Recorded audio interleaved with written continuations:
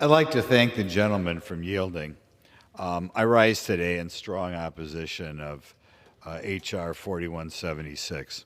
This horrifying bill would require all federal agencies that collect demographic data to ask Americans about their sexual orientation or gender identity.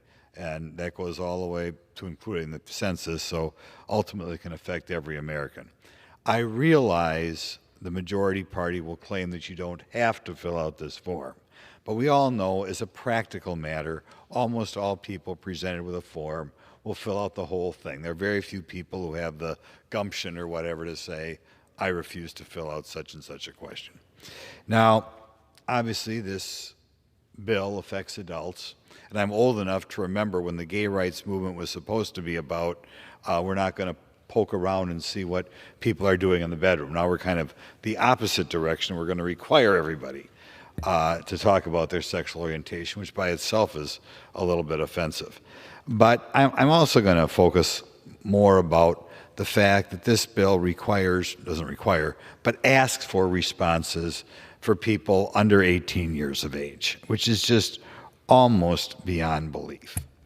If a parent gets randomly selected to fill out the National Survey on Children's Health, Democrats want the federal government to ask parents to disclose if their 3-year-old son is attracted to boys or girls. That's why I think they should call this Steal Our Children's Childhood Act. When public schools report data to the U.S. Department of Education's Civil Rights Data Collection, schools will ask kindergartners through 12th graders what their sexual orientation or which gender they think they are. What exactly are you supposed to respond if you're an 8-year-old child? I mean, what are they supposed to do with this question? Johnny, here we have a question for you. I mean, what are you just going to say? I'm gay because my favorite cartoon character is gray. I'm trans because I like my mother's dress. I don't know what they're supposed to do with this question. And I think it's absurd that we would ever expect anybody to ask these questions of a little child. But clearly, that is what the majority party wants, and we hear about today, like people you can tell what they are when they're 6 years old or 5 years old. I mean, really beyond belief. And like I said, our corrupt popular culture today, we are told people are identifying as something or other when they're 7 or 8 years old.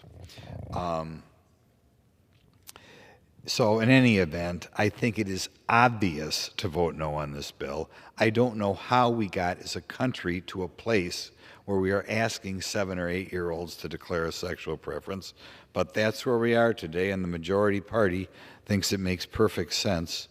The Democrats must know this is wrong. Could I?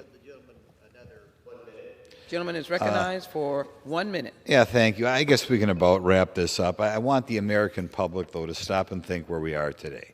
We are going to pass a bill in which 7 or 8 or 9-year-olds are supposed to declare a sexual preference.